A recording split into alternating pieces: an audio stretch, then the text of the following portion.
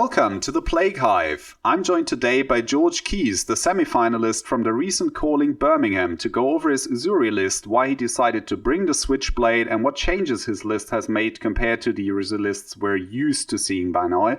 Spoiler alert, there's some new spicy tech from Dusk Till Dawn in there. Welcome, George, and first off, congratulations on your performance. That was a really good run. Thank you very much, and thank you very much for having me on. Real pleasure. Always love to have a Uzuri on the channel. I love her. I love to see people performing with her. Why don't we just head straight into it? Just go over your deck list, run us through some of the choices you made, what the base of the deck, the core of the deck looks like for you, because there's like a couple of different options for Uzuri, right? Like you can go red line, you can go contracts, you can go like blue Uzuri. What was your take on that? And then why does your list differ, or how does your list differ from something that maybe we've seen before in the hands of other pilots? Yeah, so I mean, for a long time I was running it as a very kind of a red line list with the Rabbles, but I never really got on with the stealth pumps as much. You know, I didn't like that side of the deck. So really, it was kind of a bit of a hunt for a go again attack that the deck could run reliably. I tried Scar for a Scar, you know, I was hoping that might fill the void, but it never really kind of worked. It was very clunky. Mm-hmm. So I ended up on the looking for a scraps, and obviously that kind of asks certain things of your deck. I'm pretty light on the blue stealth, because again, they've only got so much power inherently. So I've got the withers just as this kind of like bootleg way to maybe, you know, you just send one at Alexi and they have to take it, and you get a frailty that way.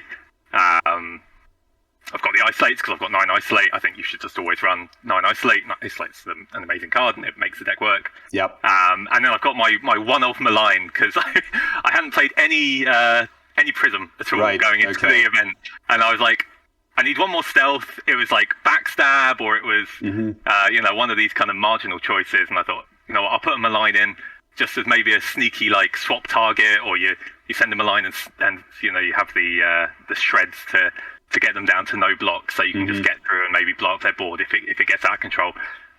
You know, it's a 3 block, it's the blue, it's got the 1 power. I think I might have sent it once or both days, but yeah, it did what it had to do. So yeah, that was it. Didn't cost me too much having this, just in case I came across a prism. Right. Did that actually happen? Like, did you face a prism? Because I think there was 4 of them or something. Yeah, I think there's 4 overall. And I don't think any of them made it to day 2, but don't quote me on that. But yeah, it was just kind of it needs to be a blue stealth one, and that was my hedge against prism. So yeah, seven blue ones, and then obviously you got the daggers as well, which can turn on. It's only 2 looking for scrap, so it's not too reliant. Got the give and takes as well, which is a card I've kind of gone up and down. You know, sometimes it's been, can't possibly take this out of the deck. Sometimes I just didn't want it at all, but I think it's strong. You know, it's got natural go again. It's got 3 block. That's more than you can ask of most cards. So it's I found them pretty good. Yeah, I think most other things are pretty standard. I've obviously got the new stuff, which I think is what people have been questioning on the most. Warmongers I found to be very strong. There's not that many blue cards that you necessarily want to include in Uzuri. The 1 powers are nice for looking for scrap, but they do kind of have diminishing returns. And yeah, I just found that into Runeblade, into Dromai, into Rangers, sometimes, you know, you could get pushed down to a 1-card hand, and a lot of times there's not much better you can be doing than sending them back a Warmongers and forcing them to kind of time walk themselves and let you have all the tempo back. So yeah, I was pretty pleased with that one. And I just wanted that stable number of blues because I knew Icelander was a deck that had been performing well. Yeah, 100%, I found that to be a pretty tough matchup. So it's, I wanted to be at this kind of level of blues, and that seemed like one of the more powerful options I could include in that slot. The Censor being the other new card, I think Censor's really cool. I really liked this card when it was spoiled. It was kind of filling a gap in the deck that I thought was missing in just one more card that we could swap in, have a strong effect, herb their best turns, or, you know, like, to be honest, this deck's pretty good at getting information off. You know, sometimes you send a surgical or you send a shakedown. You know which card they've arsenaled that turn, and you can just sense the naming that. Or there's, you know, certain decks. Obviously, this far as Morphing Skies being a perfect example, where you're pretty sure they're running 9. It's their plan to play one almost every turn, so you can kind of shut them down pretty easily. But yeah, just generally, I found it to be a strong piece that does a decent amount of damage. You can do it off a blue with a dagger, or you can swap it in without feeling too embarrassed, and it blocks 3. I know people like Humble, people some cut down to size has been in the mix sometimes, but yeah, I just wanted another option to swap in the block 3 basically, and I thought Center was the best next go-to for that. That's kind of like you have that, or I guess Amnesia if you're worried about Katsu playing a relevant part in the meta, right? Like that's basically your only 2 disruptive options that still block 3 essentially, I think, currently. Yeah, absolutely. I mean, I have run Amnesia before. To be honest, I've never been that impressed with it, even in Takatsu. Okay. Like a lot of times you kind of send it at them and they take it and they're like, oh, they don't do a combo line, but they just send you a bunch of go again attacks and you're still kind of okay. So they just don't combo then. Okay. Yeah, I mean, obviously you can get them with the right hand, but Sensor kind of like if you send the Sensor a Katsu and name Bonds or something, you're still pretty. Makes sense, yeah. Like if you just name Bonds, their turn is like limited in how much damage they can throw at you. Basically, like it's not going to be more than 12 or so, give or take, right? But they can't do these they can't do these crazy 20 damage double Bonds turns or something out of nothing if you censor the Bonds. That makes sense, yeah. Yeah. So I think if you know the top decks pretty well, there's almost always a card that you feel comfortable as your like kind of backup to name. And sometimes, like there was one game I had against Briar. They played a Ravenous Rabble the turn before I was about to censor them. So you get that information. They actually revealed it. Channel Mount Heroic, which is probably what I would have named anyway. But you get that. You get there's some cards that your opponents are playing that are giving you information as well. Fuse cards potentially as well. True. Yeah. Just there's maybe more like when you're playing with it. There's maybe a bit more information about than you'd necessarily think. Or like Lexi, if they play a Heatseeker and they have something face up an Arsenal, and then you can just call that, and it's gonna their turn is gonna be less impactful because they cannot really fire that last arrow or something like that. Yeah, perfect example. Yeah. I'm personally like when I was looking at the card first, I was not super impressed with it because it blocks 3, which is great for anything that you want to swap in. It's always it's a good like any of these 2 block options like you mentioned, like Humble or something, they perform their role, right? They're decent on hits into a lot of heroes and they do stuff and they help disrupt. But you will always end up with hands where you don't really need it because you have 2 disruptive on hits and then you kind of need to choose which one you want to send. And then typically you want to block with the other one, right? And when you have something like a Humble or something or a cut down to size, that block is just worse. So having that 3 block as like the baseline is already pretty good. I would have loved if Censor was a 2 cost 6. I think everyone would have, right? Yeah. That would have been a dream, yeah. That would have been a dream, obviously, if it was a popper as well. But probably they were like, we already gave you a bunch of poppers last set. Like, take it or leave it, basically. It's what we got, yeah. Yeah. And like you said, the 1 cost is actually interesting because you can like pitch a blue to a dagger Censor, right? And then blocking it is kind of like inconvenient for them. Yeah, definitely. Or just off the tunic, 1 card hand. The classic Death Touch hand. Right. But it's kind of just about enough disruption that you're happy to send it, and it does make it makes your opponent think as well, and it kind of puts the pressure on them. Because they're looking at a hand, they know what the worst card you could name was, and it depends how much they fear you, I suppose, as to whether they think you would name that card. Right. It's a bit of a risk for them to allow it to hit because maybe you've just got the sight, so you can just imagine what there's in their hand, and you're just gonna get them. And then their turn is just completely ruined, and they took 5 damage on top of it. Yeah, exactly. Yeah, I think better players will not, kind of they can assume the range of cards you might name, but even then, it is a card which threatens at least some kind of thinking, which is always what you want to be doing. Yeah. And it's interesting because it's kind of like Shakedown in a way, in that they don't really know how disruptive it's gonna be unless it hits. Yeah, right? Like with a CNC or a Leave No Witnesses, you always know what you're getting, right? Like if it hits, your arsenal's gone. So you can evaluate that pretty directly. You know how much impact it's gonna have over your turn, and then you can decide, okay, how do I block this? Do I block this? Do I care? Right? Like that kind of stuff. And with Shakedown, it's a little less linear, basically, because they don't know if you're going to call the right color, right? Like their hand could be all blues, and then you call red, and they're like, okay, cool, I can work with that. And with Censor, it's kind of the same thing. Like it's interesting. I was not super big on this card, but I will definitely try it out. It definitely looks interesting. Out of curiosity, like what did you cut for it? Because I mean, this is taking the slot of something else in the deck, right? Obviously, so. What was the card that you used to run in that spot before? I think probably just, like I say, it was a more redline build before. So I had the kind of red stealth, and I had some number of pumps. So I did have like Spike with Blood Rot, something like that. Right, yeah. I just rather having the action rather than the kind of having to have these cards that go together, I suppose. Yeah, I just liked the Censor's ability to kind of play on its own. Okay, so right. Decent as 2-card, decent as a 1-card hand, decent as if you're forced to block with it. But yeah, it probably does take that kind of slot, because I other than the shreds, I don't really have many attack reactions, which I guess is kind of a hallmark of the more kind of blue Uzuri style list. Yeah. Yeah, because like the pumps, like you're not playing contracts, right? So you can't play Cut to the Chase, and then pumping the blue stealths really doesn't make a ton of sense. Like you're going above a single card block, but yeah. So the like 2-card 4 is not so impressive. Two card 4 is kind of like not the rate you want to go for generally. Yeah, that's true. I think the rest of what we see on the top here looks pretty like normal, I would say, like CNC, Death Touch, E-Strike. You already went over Give and Take, Isolate, like that's standard pretty much. Leave No Witnesses, sure, Shakedown, Codex of Frailty, obviously.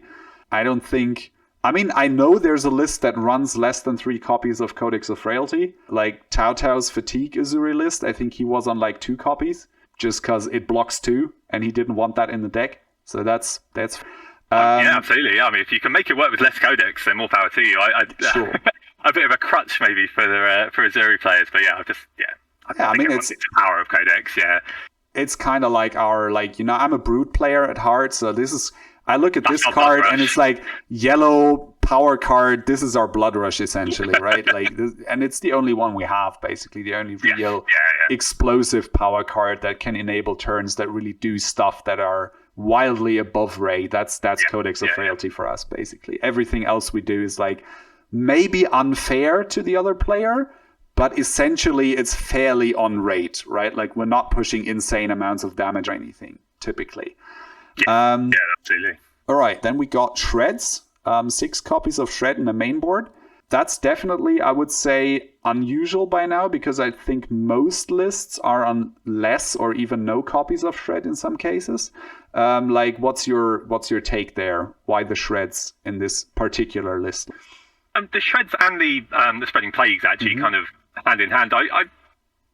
I've liked those cards as just an option. Like obviously all block 3, of course, as is Uzuri tradition. With the yellow and blue pitch costs, if you do end up sending them away on a dagger swing or whatever it is, they are cards that help you close out the game. I mean, generally this list is it gets pretty scrappy at the end. You're probably both like on fairly low life totals, and you need to find a way to get past their ability to block, and those kind of cards, which you start seeing later, particularly in conjunction with Isolate. Like a lot of the wins I had on the day were, they came down to the end play was Isolate Shreds, and it's not a really cool way to end the game or anything, but if they're on 2 life, it's good enough. I mean, if it works, right? Yeah, absolutely. Yeah, no style points awarded for cool wins. So yeah, and I just found them to be again using up those yellows and blue slots for something that can have some power in the late game, and if you are forced to block them early, it's no problem. It still blocks 3, right? Yeah. Yeah, exactly. Yeah, and the other thing with them is if you are given a large hand, it's one of the things that can often happen to Uzuri is you kind of buy yourself a turn of tempo through your disruptive plays, and then you've kind of given this 4-card hand, maybe a 5-card hand, and you can't really utilize it as well as other heroes can. And Shred's another card that at least you can, when they're on the defensive, you can send, with a dagger into Isolate, swap, or whatever it is, you can at least push some more damage with it, or even push through blocks if they're a really defensive hero. Right. And so yeah, I really like. I just think Shred's a cool card. I know people are a lot lower on it maybe, but yeah, no, I've found them to be pretty strong. I think like the general consensus is like Shred's a fine card, just don't arsenal it, basically. Like that's the same for Spreading Plague, really. Like these are cards, unless you're playing against a hero that blocks every turn consistently, you should not put these cards into Arsenal, right? Because they're gonna clog it up to some extent. I mean, I've sent a lot of Spreading Plagues for 0 this weekend, which because sometimes you're like you ponder or whatever it is, you put the Spreading Plague in your arsenal, and then you start on your next turn. Maybe you've got a Codex again, and you're thinking, if they don't block, I need to get this Spreading Plague gone. So for the low price of 1 resource in the card, you can clear your arsenal zone. Amazing. Sometimes it's what you have to do, right? Like absolutely. If it keeps you in the driver's seat, you're better off clearing it out and just not looking back. At least you can get it out. Like unlike Shred, right? Like if they don't block, Shred's really stuck in there for good. But Shred can be a lot more clunky. I definitely would be depending on the matchup, obviously. But Shred's one you might not arsenal off a ponder. But you've got the Crown as well. You get 1 free bad arsenal every game. That's a good point, actually. Like and a good segue, like, because I think we're pretty much done with the main board here. Like there's Surgical Extraction again, staple, Assassin staple, Uzuri staple, essentially, unless you're on like the absolute hardest of red line lists. Basically, I think you run 3 copies of Surgical Extraction. It's not a particularly good on hit in the first cycle, I think, because it's a little bit hard to get it to connect. But it is probably the best on hit in the game, I think. That's part of that kind of end game state as well. Like again, as the blue, your hand right at the end of the game might be saying like, blue isolate, blue surgical, blue shred, and that's a pretty good hand for finishing the game. It's not. Again, not really exciting, but it's definitely easy to, you're not really having to work hard to stack those at the bottom of your deck. It gets the job done, and it's 3 blues. You're going to see those anyways at some point. That's true. Yeah, that's it. Yeah. All right, and we already went over the Warmongers and the Withers, so that's the main board all taken care of. Let's go over the equipment for a little bit.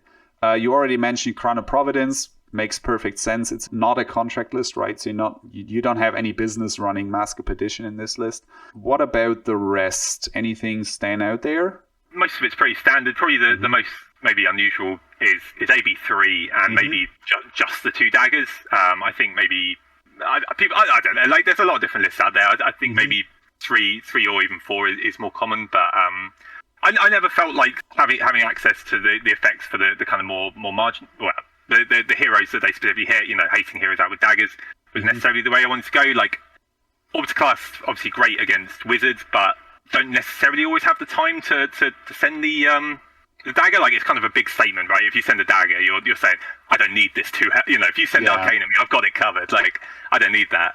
And Nerve Scalpel's perfectly fine in, like, Icelander does run a fair few reactions into us generally. So, I don't mind just running the Nerve Scalpel there. Decent into Warrior as well. Like I've never really missed the Scale Peeler too much there. Did used to run it in like when Oldhim was in the meta, of course. I had the Vambrace Scale Peeler thing going on. But I just kind of cut the whole package when he went. So makes sense. I've been happy with just the 2. And then the AB3 again, just maybe too fearful, but I just found Icelander to be a really tough match. Wanted a little bit more of a bonus there. Nice if you do find one of the random Kanos as well, it can help. Just you've got 16 blues in this list.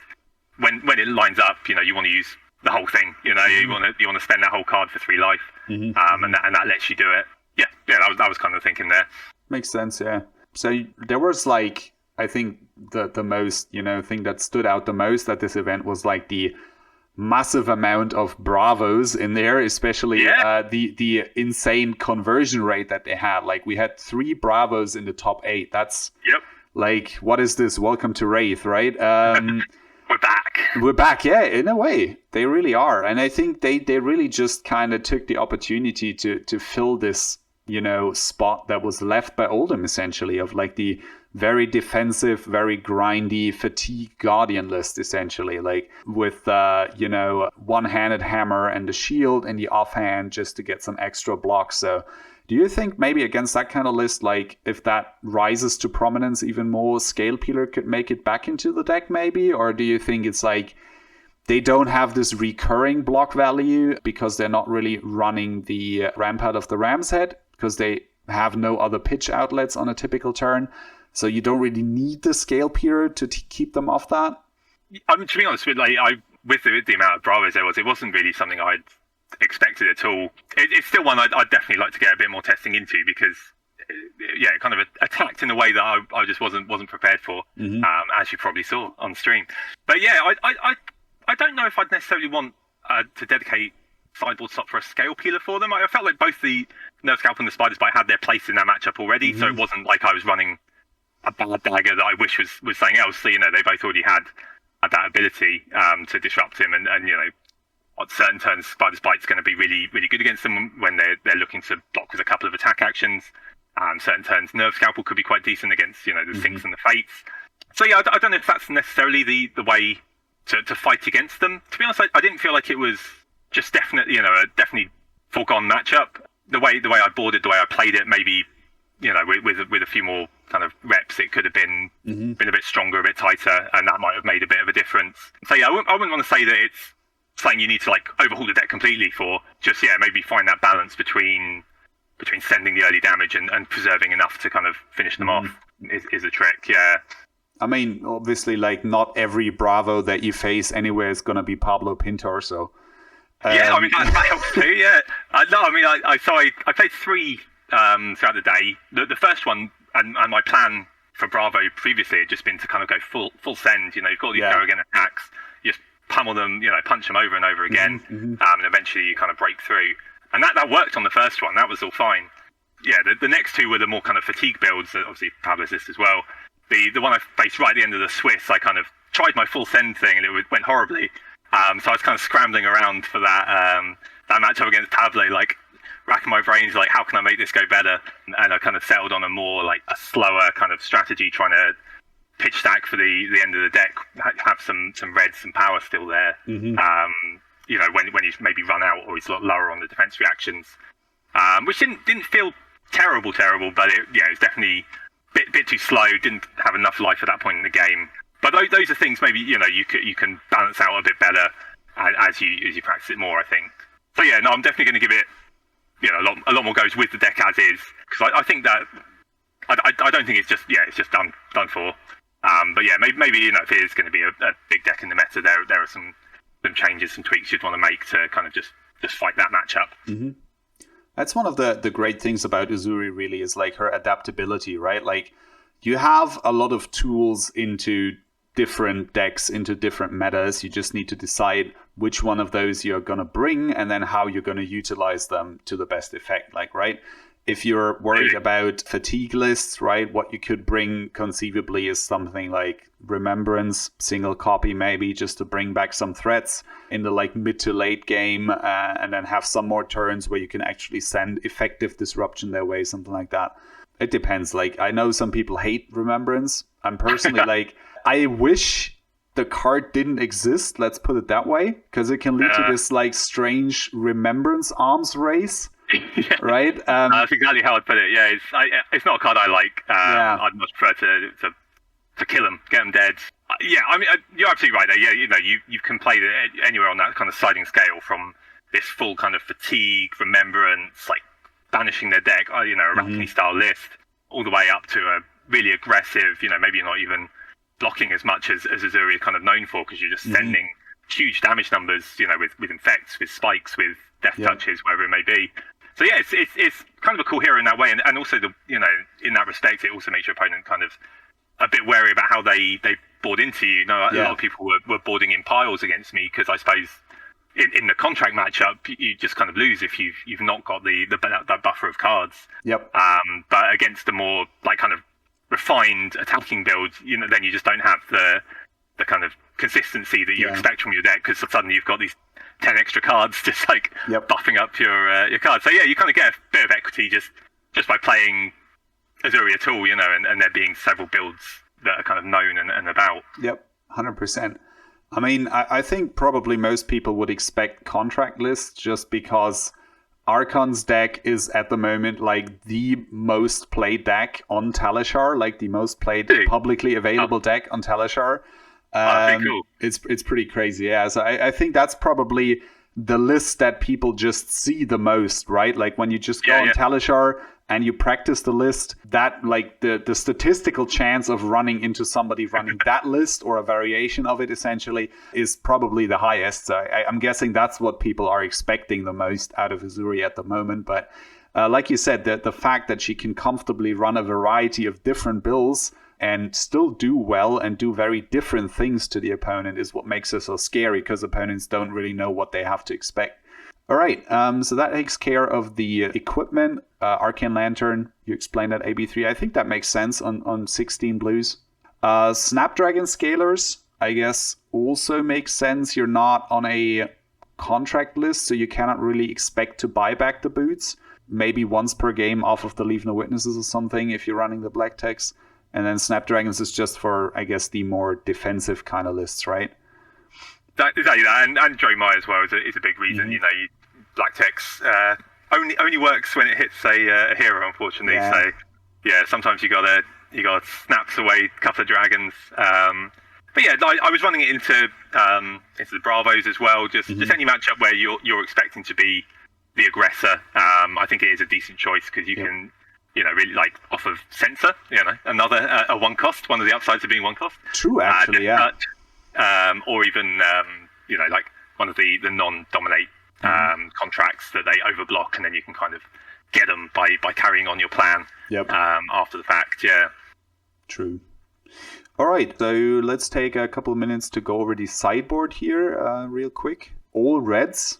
Which makes sense, right? Like you don't really want to sideboard blues for the most part, I think, unless they're like very, very specific cards. And so what's going on there? Like, what were your choices with this? There's one, I would say, spicy one at the side here that stands out a little bit. Yeah, I mean, you've got the defensive tools, you've got the D-React. Mm-hmm. That's, I think, very, very standard. Yeah. You've got the kind of aggressive package in Hurl, and the aforementioned Razor Reflex. The Looking for Scraps do come in a lot of the time. Mm-hmm. Really, the only matchups they don't are where you want all the defense and also Oasis, which is kind of like Azalea is pretty much the one, and the Dorinthia as well potentially. Mm-hmm. And then you've got the Down Dirties, which are pretty much just for Dromai. Although you know, since the loss, I probably could run them in pretty comfortably into Bravo as well, just as another swap target that pushes damage. You know, you're more worried about dealing the 3 than you are necessarily about getting the on here effect. So just increasing your density of ability to do that sounds pretty good. Mm-hmm. So maybe that'd be a change I'd make in that matchup as well. But yeah, the Razor is. I wanted another kind of aggressive tool. I thought I was already kind of skating the line on 7 blue ones for the Looking for Scraps. So third one might have been a bit dodgy. So yeah, that Razor was like. The other one, I mean, the turns where Razor goes off is crazy. You know, you can you swap into Death Touch, you Razor Reflex it, you do millions of damage, you give them a Blood Rot, and then you Codex them. You know, you can do some pretty sick plays. It's probably the card in the list that is the most likely to be cut, just because even though it has such a tremendous upside, the downside of it is probably equally in the opposite direction, pretty awful. So yeah, it really was just I wanted. You know, for the matchups where you're going aggressive, one more tool in that, right? Yeah, which is where it kind of sat. Just another essentially like 1 for 3 go again in a way. Yes, yeah, kind of in that space. Yeah, with you know with the ability to really kind of get your opponent pretty good on a certain turn. Yeah. Yeah, like if they're not prepared for it, I can imagine this is like really devastating. Yeah, definitely. Yeah. It's a one-off, right? Like yeah. It's a bit of you know, you try your luck with it. Mm-hmm. That makes sense. Yeah. All right, then the rest, like Oasis, obviously for Wizards, Runeblades, anything with Dominate, I'd imagine. So like Azalea and like I don't know. Oasis is a card that I don't like putting it into lists where I don't want to be pitching on the opponent's turn, anyways. Just because I always have the worst luck with Oasis. Like, I don't think I've ever drawn this card on a turn where I had Tunic up for some reason. It's always, I spend the Tunic counter, and then I draw back up, and I see Oasis in my hand. That's usually how it goes for me. So I've started taking it out. I still run, like, I think 2 or 3 copies. I'm not sure. but I only bring it in versus Wizards and Runeblades just because I just had bad experiences with that card. But that's like very, very personal bias, obviously. Like that's not something you should use as reasoning to include or not to include the card. I have liked it against Azalea specifically. Like in that matchup, I feel like your goal is just anytime they give you an opportunity to preserve life, you take it. And Oasis, it's kind of crappy deal. You spend 2 cards and you block 4, but that's just kind of where you're at sometimes. Right. And like if you do have the tunic, it's unbelievable value. Yeah. If you have the tunic, it's crazy good. Yeah. That's true. If it lines up, it's good. Yeah, it's definitely. True. And sometimes you can be like, yeah, tunic's on 2. I can put it into Arsenal, right? Like save it a turn, and then it's pretty good. But, yeah, and sometimes it wins you the game against Icelander, so it's never leaving this. Yeah, we saw that on stream. Yes, definitely. And I think he was deliberating for a long time because I think he was kind of expecting Tier Aces to be in Arsenal, right? And then I guess he made the decision if he doesn't have it, I just win here, and just went for it. Well, I guess that was kind of the idea there. Yeah, I mean, I was talking to Sammy after the game. I think he was kicking himself a little bit about it because it was such a safe line to block the CNC and just move on. But block Arsenal, the other blue. Yeah, that's it. Yeah, I mean, he saw lethal on the table. The only card that stops it is Oasis. So yeah, definitely a tough choice for him, and didn't work out this time. But I don't blame him at all for it. Yeah, nah, I get it. Like we all sometimes get a little bit greedy with plays like that, right? Like. Again, as a Brood player, every time you play a Blood Rush and you draw into another Blood Rush, you're like tempted to use it immediately. And in my experience, it almost never actually works out. You just end up swinging like Claw and then 1 attack for 17 damage, which is, it's okay, it's 17, right? But you just spent like 2 Blood Rushes to do that. So like your deck now has a single good card remaining. Yeah, your deck's 1/3 as powerful as it started. Yeah, exactly. Like, so it's almost always the better play to just play out your turn, Arsenal the Blood Rush, and then just do it again next turn. Yeah, for sure, yeah. And I think that's like, but it's something that you have to a little bit like condition yourself into, right? To not make these like very greedy plays and just play it safe, play conservatively, and then know when you can be greedy, That takes a little bit of time. It didn't end up punishing him too hard because he still got that trophy. So he did. I mean, he ended up winning the whole thing. So it worked. I would say it worked out for him. Yeah, that's it. Yeah. No, he's done all right off that. Yeah. Right. So okay, why don't you go over while we're talking about what you faced on the weekend, right? Like, is there anything that stands out with this list? Like, any particular matchups that you're maybe happy to see, anything that you're afraid to see, anything where you think, if your local meta is like heavy in these heroes, maybe don't bring this deck, or maybe this is a good deck for you. Because what's your thoughts there? Like, what is the matchup spread that this deck has? I think it's fairly, like a lot of Uzuri's, I think, generally, even though we've talked about how many different builds there are, they often have quite similar, matchups. The tough decks are tough for all the decks, and the easier matchups are often easy for all the decks. Obviously, Lexi is what you're bringing Uzuri for most of the time. If you expect there to be a lot of Lexi in the room, or if there are a lot of people playing Lexi at your local armories, then Uzuri's going to probably clean up pretty nicely. I was lucky enough to play, I think 4 on day 1, 1 on day 2 Lexis, which was obviously a huge help in getting the wins I did. But yeah, otherwise I'm pretty happy with it into any of the more aggressive decks. Katsu should be favoured, I think. Although obviously he does have the potential to do some pretty scary things, so you never feel too comfortable. Viscerai is a bit more suspect. You do have a slightly higher blue count to maybe counteract some of the rune chants. You've got the Warmongers to again kind of time walk him almost. So yeah, there's a lot of play there. Briar a little bit less scary than Viscerai, but a similar way to Katsu. Sometimes they just go huge and you can't really stop them. Yeah. So yeah, I'd say if there's a lot of kind of more aggressive decks, there's a lot of aggro. This is a deck that will do pretty well. And then it's the Dromais, the Bravos apparently. They're going to give you like Icelander's still very very tough matchup. Like a lot of the ways they're interacting with you, if they don't line up nicely with you drawing a blue, it can really be painful. And the mid range kind of side of things, Levia, Brute, Yeah, I feel like the deck can definitely have the tools to get there. You just kind of play this kind of turn cycle, try and win out each time, disrupt them where you can, push that little bits of damage through and block out otherwise. So yeah, I think it is fairly strong into a lot of kind of mid range and down. And then you've got to really kind of be the tech for the more control matchups. Test them, make sure that you really know what your plan is in those ones. Yeah, I think that's like the thing that you have to spend the most time working on is like getting those matchups down, like you said, Dromai, Pistol Dash, right? That's pretty punishing for Uzuri as well, if they know what they're doing. Defensive Guardians, I guess. Technically Prism, if somebody manages to figure her out. Yeah, I mean, who knows? Imagine. I've got my Malign, just in case. You got the one Malign, let's go. But I imagine if somebody manages to figure out that deck and it's Spectra heavy, which I have like a hunch might happen at some point, that they just decide, hey, let's just, go back to what she did best back in the day. Let's just jam a whole bunch of auras, and then people have a hard time clearing that.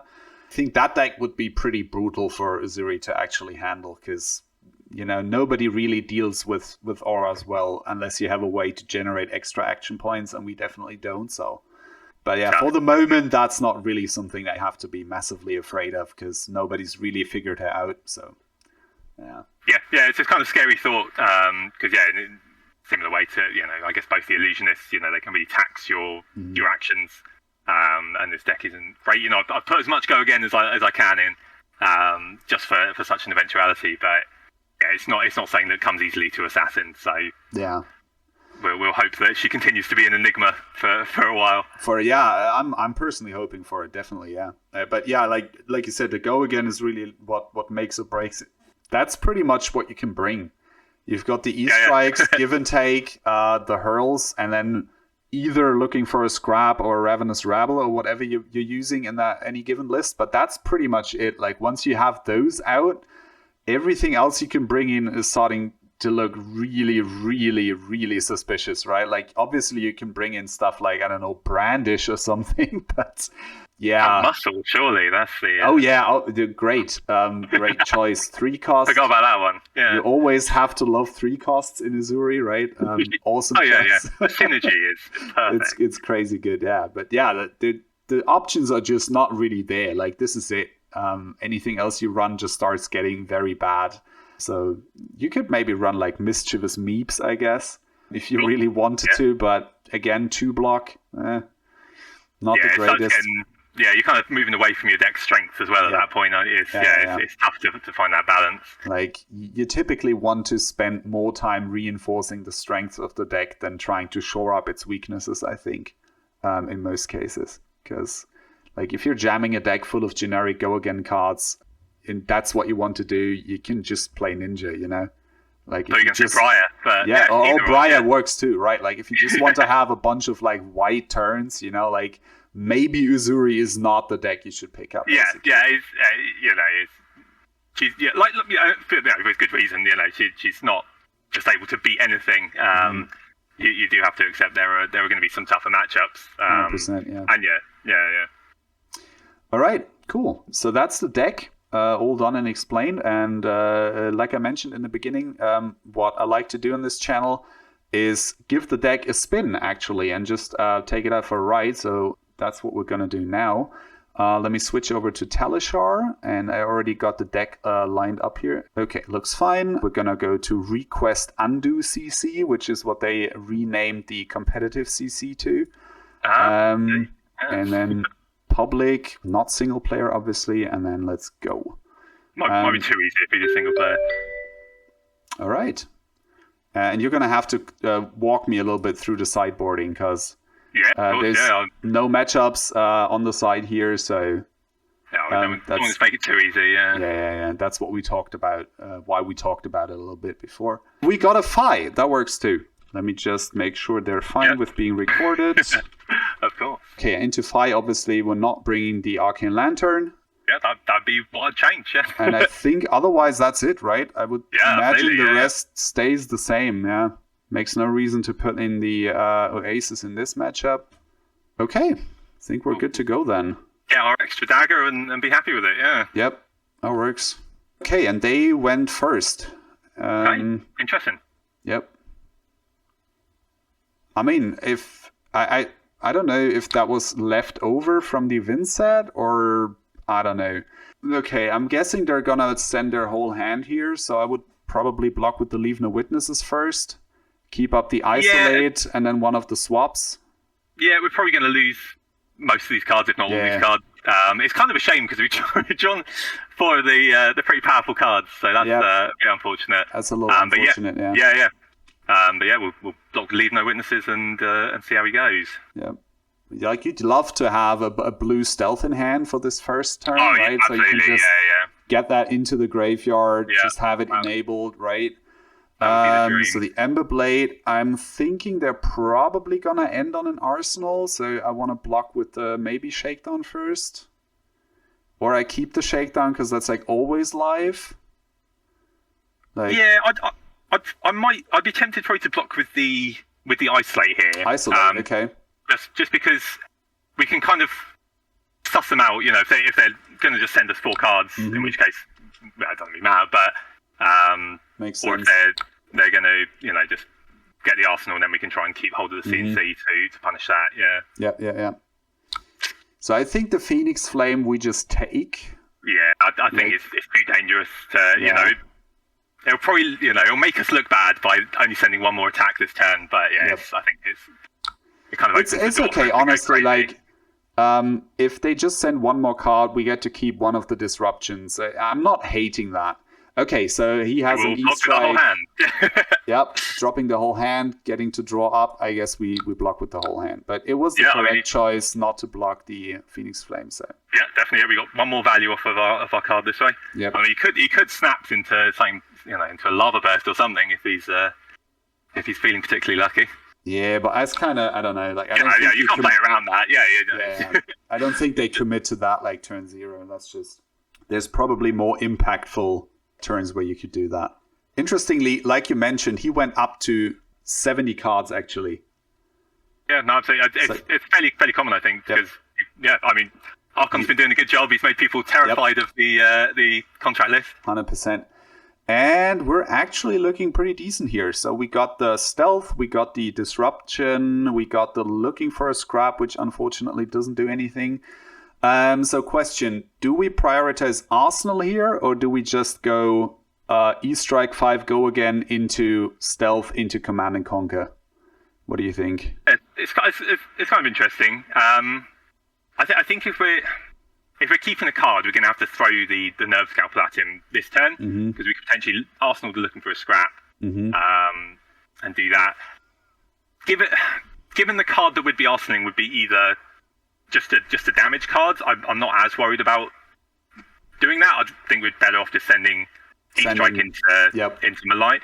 Because the other thing with it as well is, you know, maybe he really wants to protect that card in Arsenal and he double blocks the Malign, at which point we can just Arsenal the CNC. Yeah, true. That works. So we bottom the looking for a scrap, go for the go again. And now, hopefully, by the time we see that looking for a scrap, we'll have binned off a 1 cost, a 1 power. If not, I think we have other problems. We've got problems. Like, either we're winning by a landslide and we're fine, or we have a very different problem. So in either case, I think it's probably going to be okay. Okay, they don't block. Fair enough. The classic 5 player, Yeah, I mean, it makes sense, right? Like, you probably got handed you're not spending 2 cards to defend against 1 card. And what did we actually got a Warmongers. Oh, we helped him out. Oh no. Interesting. Okay. Interesting choice. And we have double Warmongers on our turn. Okay, so we're definitely blocking with 1 Warmongers here, I think. I mean, I'd probably just be looking to preserve health. Yeah. Keep the Leave No Witnesses. The Leave No Witnesses. Just send that single card. Yep. That's it. Yeah, and then we'll either Arsenal it if he doesn't have an Arsenal, or we'll send it if he does. Yeah, I think that's our play. Okay, that works. Pass. No reactions. We're good. It's interesting. You know, I think this is the kind of typical play as well as seeing the ninja on the Mask of Pouncing Links instead of the momentum. So you know, obviously. Potentially a one big turn in their future, but we don't have to worry about which chain links we're blocking or letting through. You know, it's kind of like pressure off us. Yeah. I think a lot of fives are now more on a Kodachi plan, right? They just go like Kodachi, and then they have Mask of Momentum, obviously. We're still not blocking the Phoenix. No, I don't think we can really, until it's really dire straits, we don't need to be blocking one card ones, And if he wants to get the mask, I don't think we can prevent him getting the mask. He's going to get masked. Yep. Yeah, I think double strike. Okay. I think we're just taking this as well, unfortunately. Cause... Actually, I'm thinking because there's a world where he just does the double strike again, and then he arsenals the last card. So we could block here because surgical in arsenal is not the greatest, but we can dagger with it if we wanted to. So it would be, if we block with surgical, we're getting the plus 1 point of value. But if he just sends us double strike and then passes, we'll be on 35. Yeah, true. I think we'll still be on top of him. Yeah, We're just taking this. Makes sense. And then we'll take the other one, obviously. Pretty painful for him to send some kind of big finisher and then us not have the block for it. Yeah, I mean it could be like a Salt the Wound now. That would hurt. Yeah, that would snatch. Okay, that's pretty good. So interesting as well because turns on our leave no witness if we let him hit. Exactly. I think we actually let him hit. I mean, he might block with the Furnace and a card, but that's okay. That's still a card that we take from him, so the net result is the same, and we get the Furnace out of the way. And then we save the black text for a turn where it really matters, right? Like where we need to block like a Phoenix Flame or something. And it, potentially, again, given the option to get greedy, crack the Snapdragons and get them out of the way as well. Yeah. I think I'm fine just blocking 3 here. Yeah, no, I like it. Yeah. He's too wily for that. He's not not taking the bait. Yeah. And then our turn is pretty simple. Leave no witnesses. Yeah, again. Very straightforward. Great good card. Old assassin. Yeah, we just block out 3 cards and then send the thing. Yeah. CNC for 0 turns out is a good thing. Weird, yeah. Yeah. Who would have guessed, right? So let's see. I could see them doing like Furnace and a card. But I think probably he's just going to let this hit.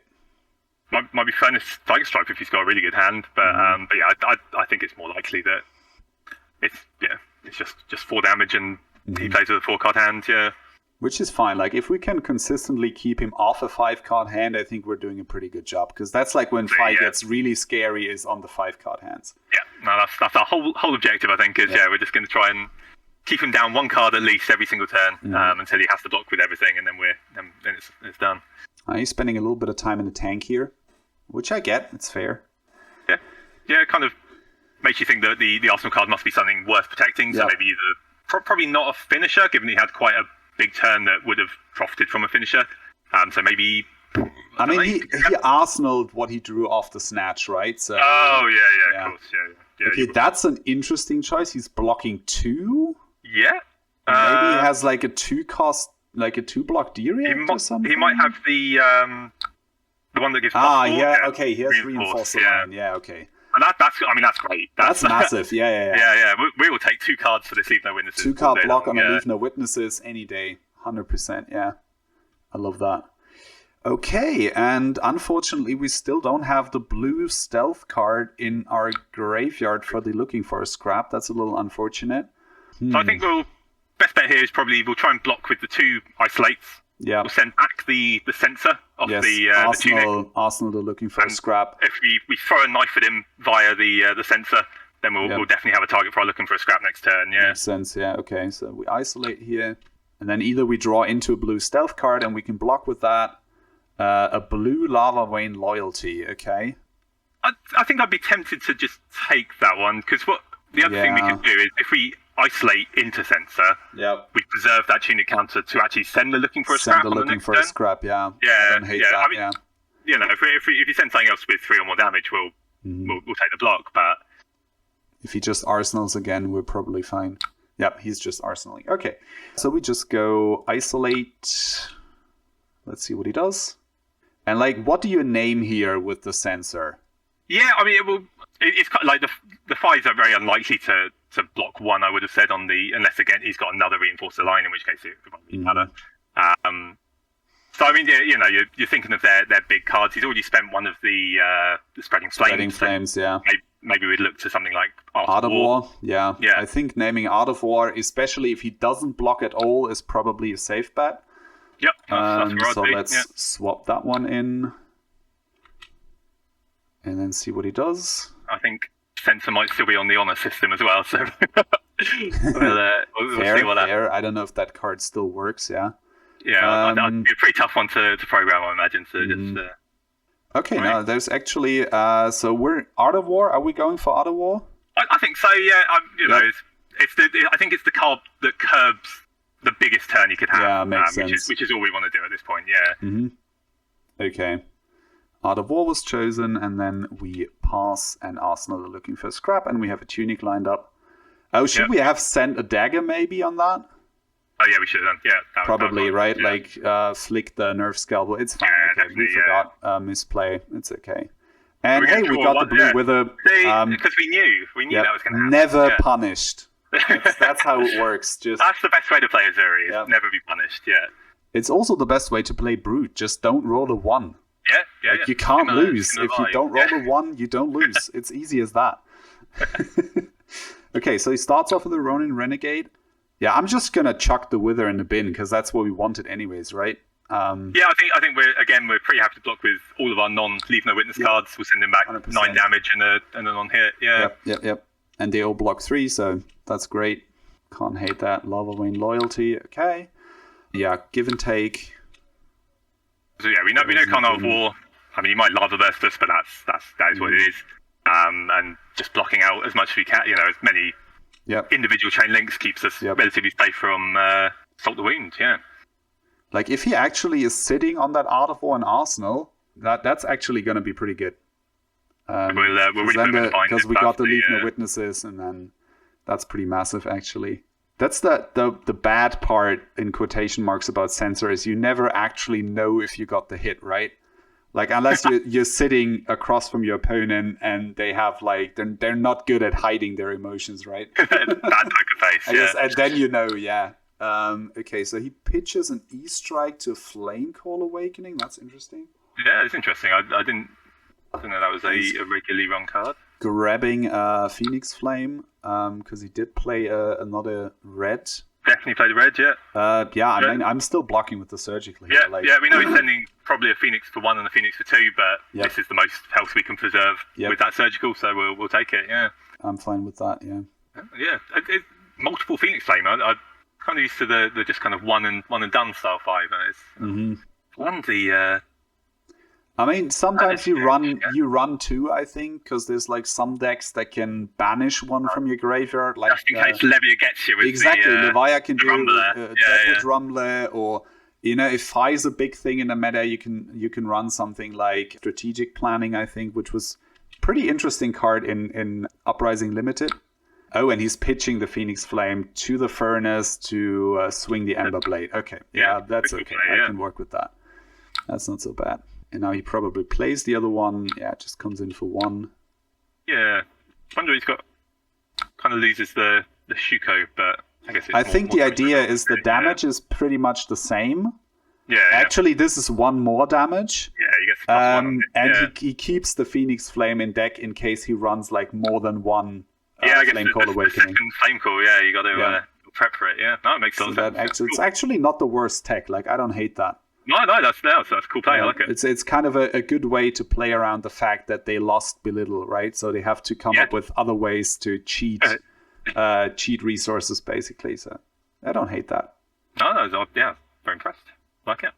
I mean, this was like an all-red hand, right? Like, and he still managed to swing the Ember Blade, do some stuff. So you got 9 block and he still did 4 damage to us. So it's no bad thing. Yeah, pretty decent. Yeah. So we just sent a looking for a scrap. We banished this. It's just a 1 card, 5 go again.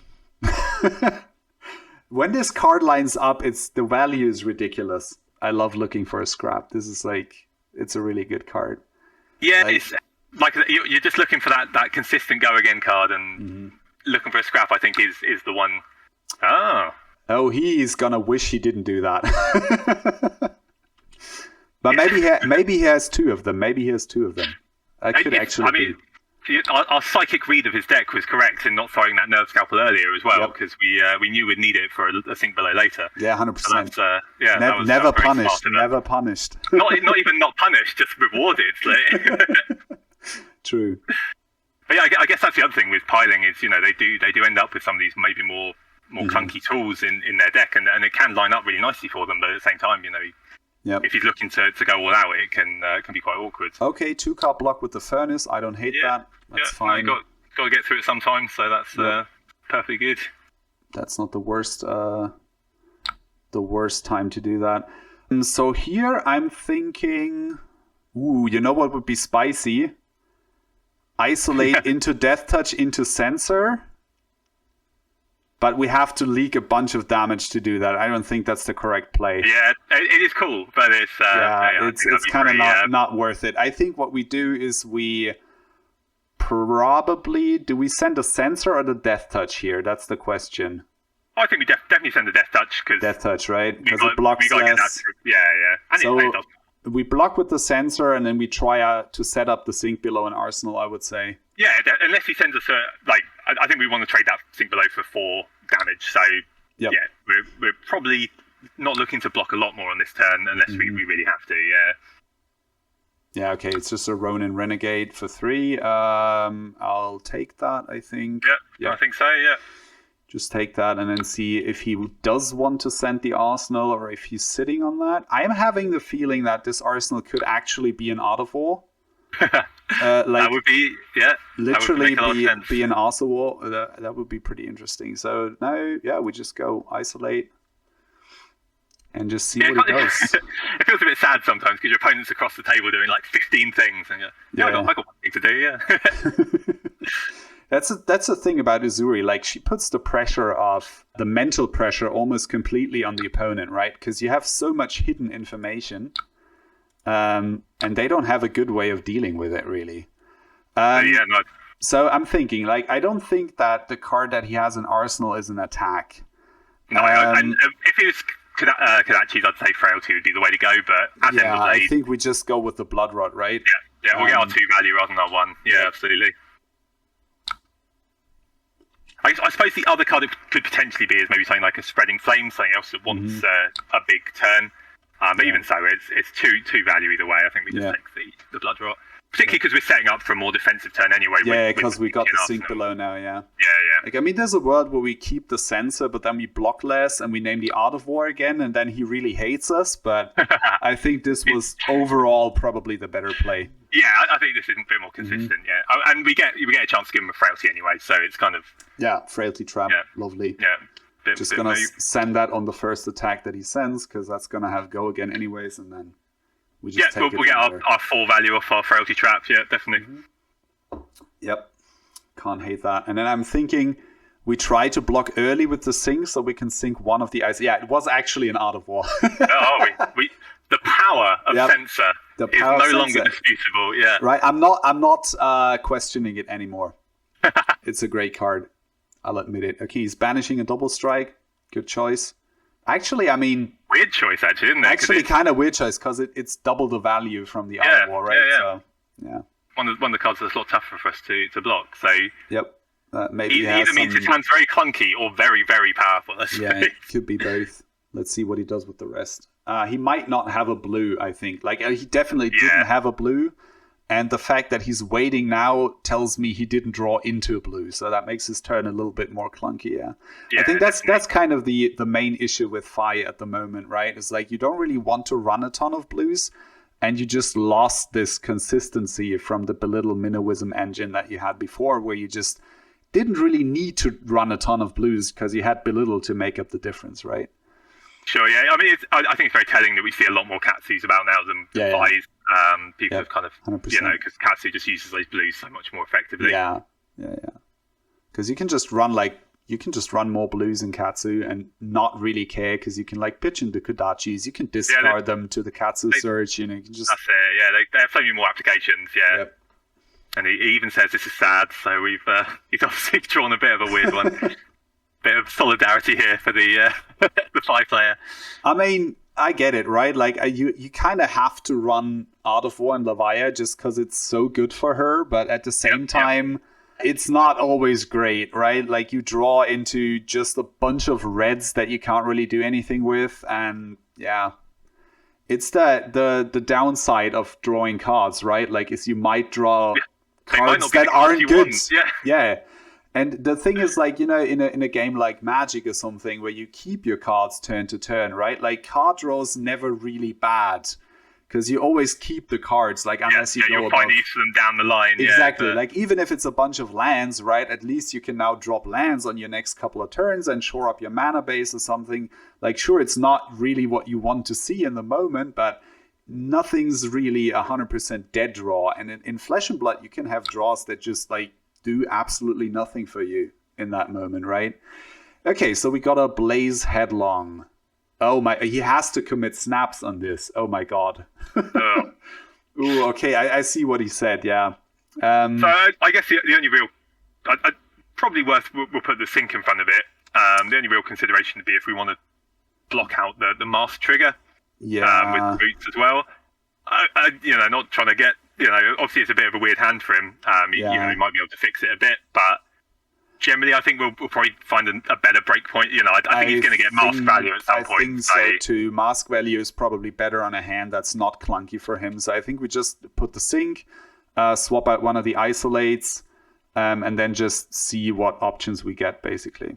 Yeah, he has to commit the snap, so we sink now, and then we sink this. Ooh, perfect. Lovely. Yep. That's pretty good. I love that. Yeah, I don't hate sending back surgical off an isolate here. Like that's but then we can set up the Death Touch, and then we have Death Touch Tunic line up on the turn after. Yeah, true too. Yeah, definitely. Depends how much other stuff he sends at us now, obviously. We'll see how much we have to block. That could definitely be an interesting line. Yeah. Mm-hmm. So I'm just hoping he doesn't send the Searing Emberblade now. He does. Okay, so fair enough. Maybe we should have actually blocked with the Frailty Trap first, but we could have let Snaps resolve and then do that. But I think we still kind of the same play, right? Like we take one more on the one more on that. I think we still block with the Frailty Trap here, just because it's not doing much else for us. So one of the reasons you bring it in is sometimes it's just a 3-block and it loses the upside, but it still does that. Yeah.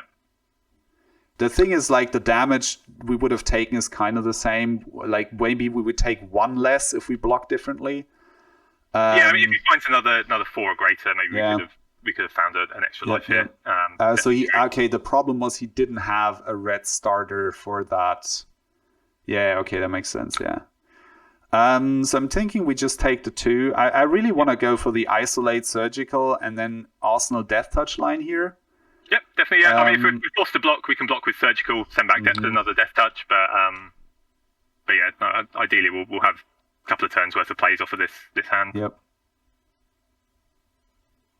And he comes in with another Blaze Headlong, and then probably finishes up with something else. So 5 is kind of a lot. Like, do we want to go down to 17?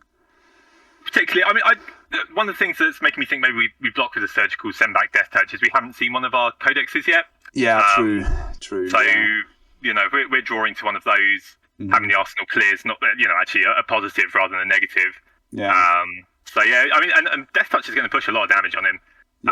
Yeah. He's fallen to 15, we assume, this turn. Yeah, I think we block 3. Another 8 is going to be pretty severe, yeah. Yeah. And then potentially we can save our Tunic counter for the old Codex Death Touch, which is still the play of champions. Good. 100%, yeah. Always love to see it, yeah. So let's see if he goes for the mask here. That's actually interesting. He does not, okay. Oh, he does actually, okay. He does, yeah. He does, yeah, okay. I mean, it makes sense. Like, he's already down to 17. He's probably like, the chances of me getting another big Art of War turn are not that big. Yeah, Salt the Moon for 7 kind of hurts. Yeah, definitely. So we can block the Isolate, Arsenal, the Death Touch. Kind of give him the Death Touch not doing anything to disrupt his hand. True. But it would just take us that much closer to victory.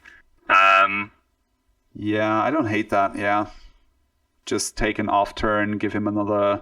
I mean, we do give him another 5-card hand, right? Like, that's kind of scary, actually. Yeah, Pawn to 13 is also a bit scary, but yeah, I mean, so we're taking the 15, then threatening another 8, so we are kind of getting into that like scrappy end game. Yeah. No, I think I'm fine not blocking here actually. Yeah, it's a bit spooky, but I think it's got to be our line. Yeah. He might pitch to the Blood Rot, maybe. Yeah, I mean, if he does, so much the better. We definitely prefer that. No, he doesn't. He just arsenals. Okay, that makes sense. It's a race. It's a fight. You know, they're always going to race. So. We just send the isolate. Let's see. Maybe that was the wrong choice. I don't know. But I don't like doing nothing, you know, on my turn. Yeah, no, I agree. Yeah. It just generally doesn't feel great. Yeah. If we're looking for that codex, I think this is going to be we'll block 3 cards to keep a codex in this scenario. And this is a hand where I could be tempted to. I think I want to maybe flick here, just because I think we're getting into the territory where we might have to block with flick, and then it hurts not flicking. You know what I mean? Yeah, no, definitely. He's shown us a sink, which makes me a little bit wary. Maybe we just flick the Spider's Bite. It is tough to find the time to dagger in this matchup. Exactly. Yeah, and we're going to have Tunic up in a lot. And then we have the Nerf Scalpel to maybe do some shenanigans against the other sinks. So I'm thinking I'm flicking here. Yeah. Yeah, let's give it a go. Yeah. Just to make sure we get maximum value off of that. And then we just. Do we take Frailty here? Because the chance of him. I think Frailty's good here. Frailty, right? Yeah, he might have attack in Arsenal, and then. Yeah, I like having 2 more life. That sounds good. Yep. I don't hate that. This is how we justify taking that 7 damage. You know, we make all the plays now that kind of. Yeah. We still didn't find a codex. That's a little bit sad. Yeah, like no codex and 30 cards obviously is a little unlucky, but you know. Yeah, sometimes it happens. Yeah. Our hand also does just about nothing, which is a real player in Uzuri. This is a hand where you're like, okay, if he lets us have it, I'll Arsenal and isolate, but otherwise I'm happy just, blocking for... I think I just block with the Frailty Trap here, right? Yeah. We'll just take his sword down to 1, just try and mitigate. Maybe attacking Arsenal is pretty useless after that as well. And he's kind of used up a lot of his scarier, his... the mask's gone, so we're not worrying about that. The snaps are gone, so it's a little bit more face up than it was, which is good for us. 100%. Like he still has the 2 Art of Wars and the 2 Spreading Flames in deck, but also the fact that he just went up to 70, it just makes the deck a little bit less consistent. Okay, Mounting Anger. What was that one? Yeah, we definitely want to full block that. Yep, so I think this is what we've been saving our boots for. That we use the boots on that, and then we use the blue isolate, because we also haven't seen the second looking for a scrap. We do have the dagger in there now, so we're safe on that one. Yeah, but I still think it's a fine card. Yellow Shred also, Realistically, I think we're going to have to block with them anyway. Realistically, we probably have to block with either both of these or at least one of them. Yeah, we'll keep the yellow isolate at absolute best. Yeah. Yep. Definitely. Hopefully he's got a blue that he wants to send the sword with. That's now pretty pathetic. But a sword for 1 is I can live with that. Yeah, we'll take that. He didn't have blues. He had to pitch the red, right? Oh yeah. Yeah. He's not running a lot of blues. I guess it makes sense because probably same as us, right? He probably has 15-ish blues in the main board or so, and then almost his entire sideboard is going to be reds, right? Yeah. And if he's bringing in a lot of his sideboard, then that's up in that red count pretty significantly. Yep. If he's bringing 70, that's almost the entire sideboard. So thanks Ollie for making people think that everybody runs Contract Uzuri now. Doing the Lord's work there, 100% helping out everyone who doesn't run Contract Uzuri. The thing is, it still helps out Contract Uzuri because your goal is typically not running them out of cards in most situations. A Lava Burst for 2. Oof. We'll take our block on it, but I don't think anyone's happy about it. That's a sad Lava Burst. That is a sad Lava Burst, yeah. Oh boy, okay. Very happy to see him spend 1 like that, yeah.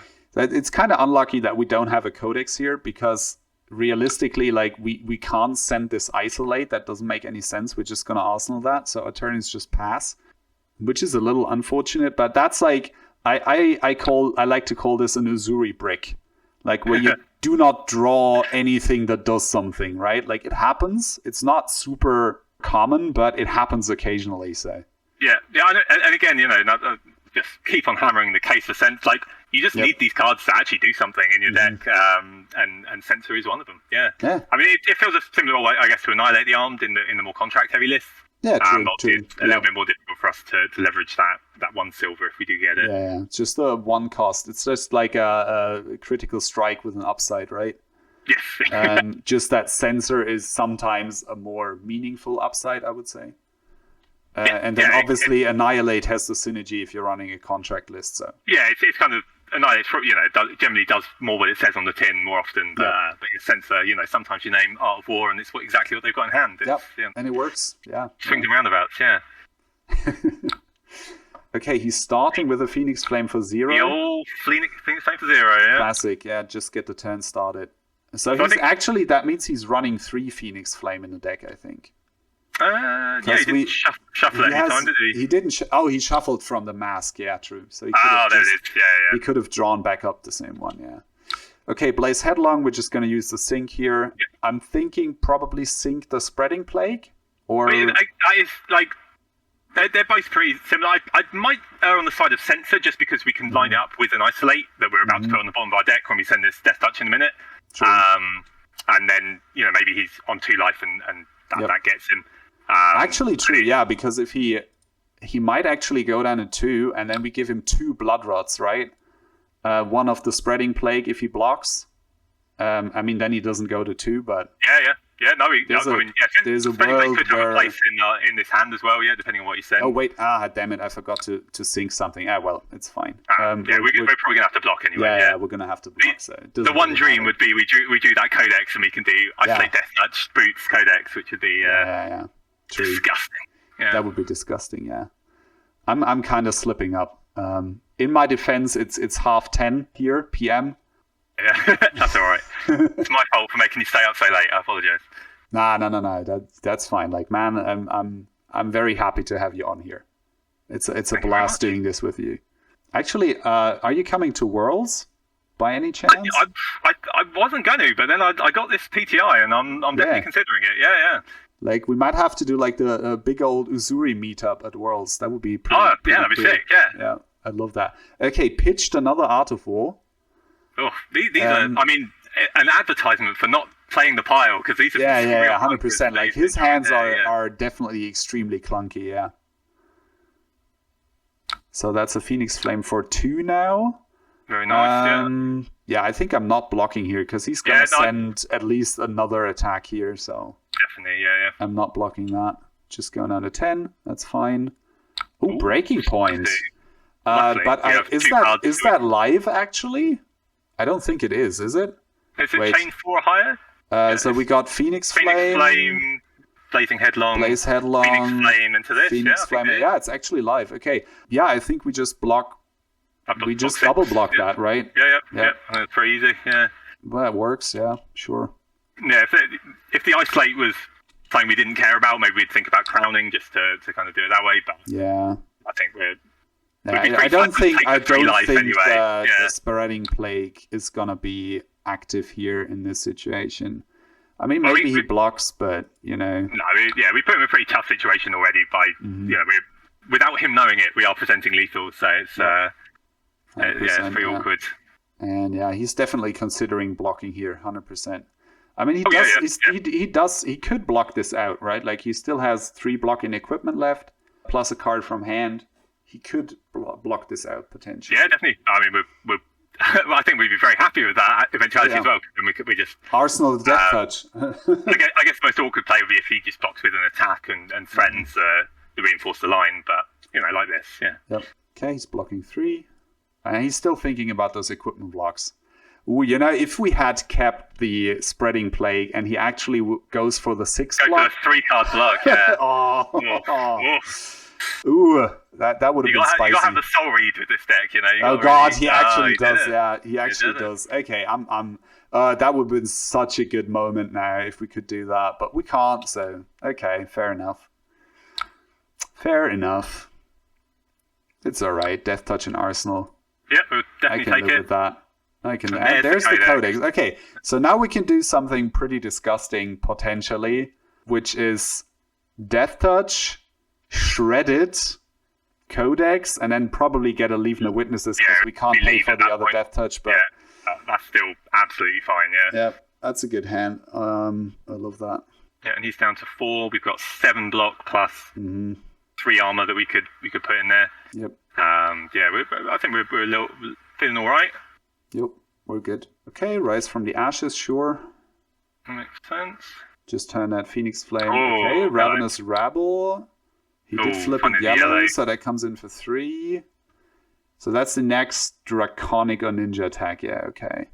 I think we just block with the CNC here, right? I agree, yeah, definitely. Yep, makes sense. So we know he's got one Phoenix Flame and potentially another attack that he wants to buff. Yep. Flame code, okay. So he's pitching the flame. Okay, that makes sense, yeah. So we'll see if he does have the third Phoenix Flame at this point, yeah. I think we just send a sync here. Yeah, I think we sync and we're happy with the hand after that, Yep. Sounds good. And then if he does send something else, we can block with the Crown or maybe the Flick Knife, so we have some options there. Yeah. No, we're not. Come on. It would have to be something pretty scary as well. We're falling to 8 here. I feel like he's been hanging on to that Arsenal for a little while now, so it'd be... Yeah. I wonder what that is actually, yeah. But maybe he wasn't in a good spot to play that out. I don't know.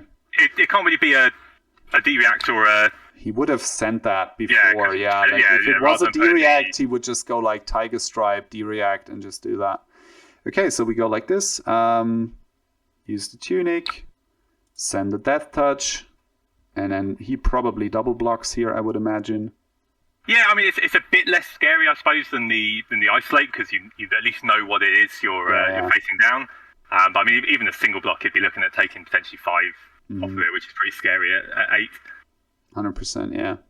I mean, if he doesn't know that we have the Shred, but I think if he's played against Uzuri and we do this and we have 2 cards left, he kind of knows there's something coming.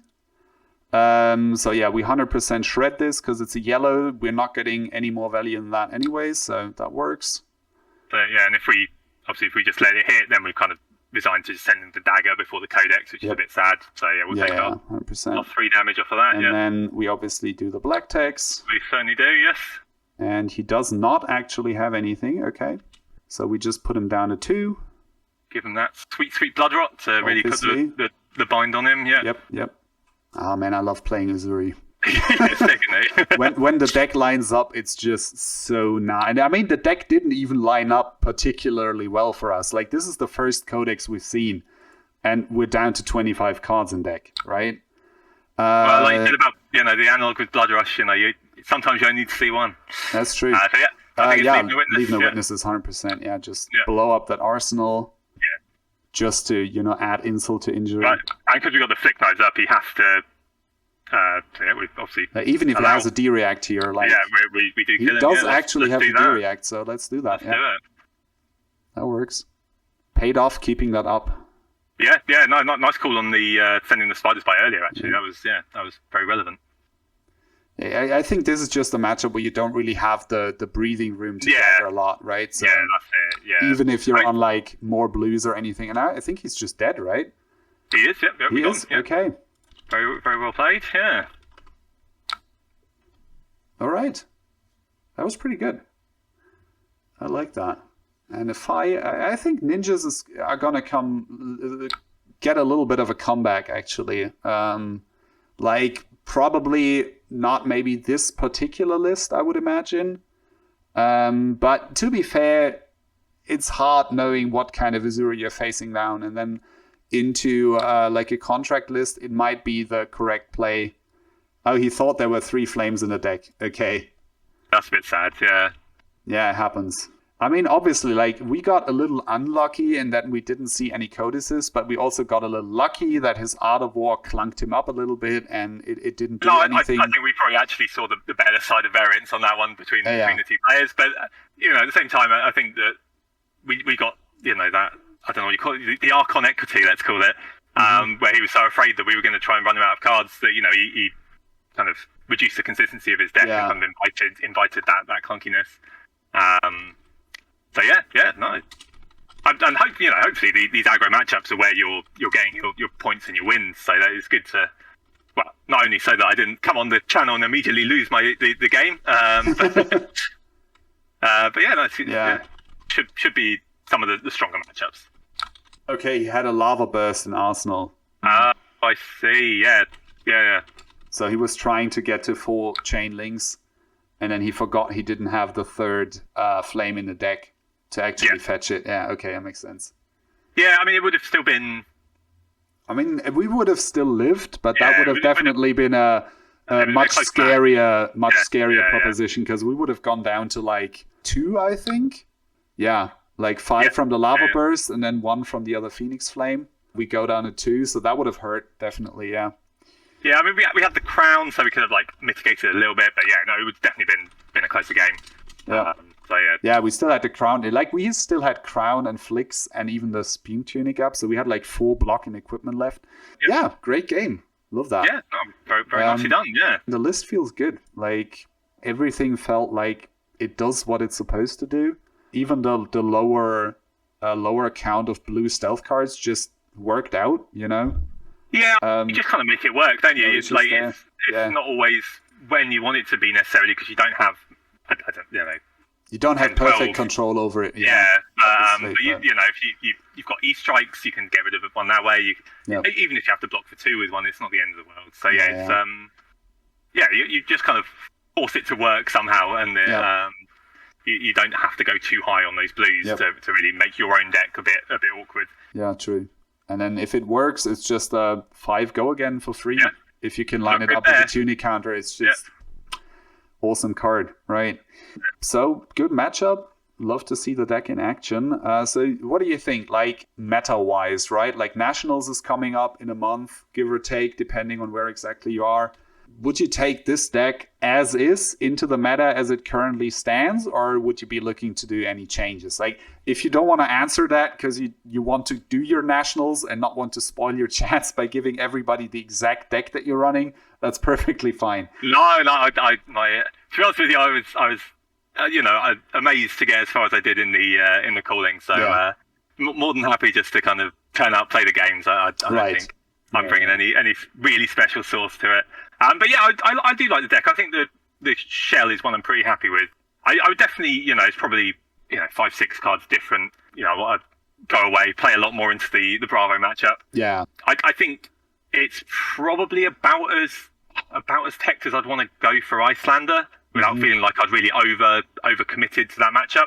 I mean, it might already be a little bit over committed to Dromo with 3 down and dirty. Like the 3 down and dirty, I was feeling like maybe you could cut one of those probably and replace it with, I don't know, whatever, something else, and it would still be okay, I guess. But yeah, Droma is hard. Like, that's... I guess you got to decide, are you boarding, you're taking the big board for it, or you just, accepting the loss for it. Like, and I think both are perfectly fine strategies. So yeah, I think the razor's a bit loose, to be fair. Yeah, the general kind of gist of the list I'm pretty happy with. I like the as many go agains as you can kind of bung in there. I'm pretty happy with the number of blue 1 counts. The 2 looking for a scrap feels about right. I mean, people are pretty down on Shred. Maybe I'll be convinced off of Shred, or reduce those numbers a bit. I mean, I liked it in the game now, to be honest, but it's a card that has to line up for it to be good. Yes, definitely. It's a bad Arsenal target in a lot of situations. Like, sure, it just blocks 3, so if you just draw it, it's fine. It just really hurts if you draw it off a ponder. That's like the main thing. And I think one of the reasons why a lot of people kind of went off Shred is because a lot of people have been starting to run more codices, right? So on top of the Codex of Frailty, you also run Codex of Bloodrot. just because it's like basically free 2 damage into a lot of matchups. And it's yellow, so it ups your resource count a little bit, which helps against like Icelander or Runeblade, so it's not too bad. And obviously, the more Ponder you have in the deck, the more inconsistent Shred gets, basically. Because you really don't want to see it off a Ponder, right? You're probably fighting over those slots, the Shred slots or maybe your Codex slots, which is yeah. I mean, I did try the card for a bit. I did find it a little bit awkward, and maybe I didn't give it enough of a fair try. Just that extra 2 block in the deck, and and again spoiled by the power of Codex of Frailty being able to fetch you back an attack to find you action. Whereas Codex of Blood, obviously you need to have the action already kind of there ready to go. But yeah, I can absolutely see the power of it. So maybe that is a direction to look into. But yeah, no, generally, pretty happy. No, it's a good list. I like it. And I mean, obviously, like you made it to semifinals with it. It has legs. Like nobody can deny that. Definitely, it's a great list. And yeah, like if you're out there and you're looking for lists to play, maybe just casually at your armories, or you have like the invite to the nationals, and you're deciding, hey, what should I play into this meta? Like, what can work? What can do something? Maybe this is a list that you want to give a try. Try it out a little bit. If you have any questions about it, you can always leave them down in the comments. You can find both of us on Discord in the Uzuri channel on the Fab TCG Discord. And if you have any questions, just ping us there. That works. Yeah, I think that about wraps it up. Any closing words from your end? Just massive thanks for having me on and chatting about Uzuri with me. It's been a lot of fun. Been an absolute pleasure to have you. Thanks for coming on here and spreading your wisdom. Such as it is, yes. Yeah. I mean, like I said, semifinals at a Calling with like 430 players, I think. Something like that. Yeah. That's pretty big. That's a pretty big accomplishment, I would say. So you definitely know how the list operates and how to play it. So like I said, again, thanks for being on here. And to everyone out there, see you in the next one. Bye.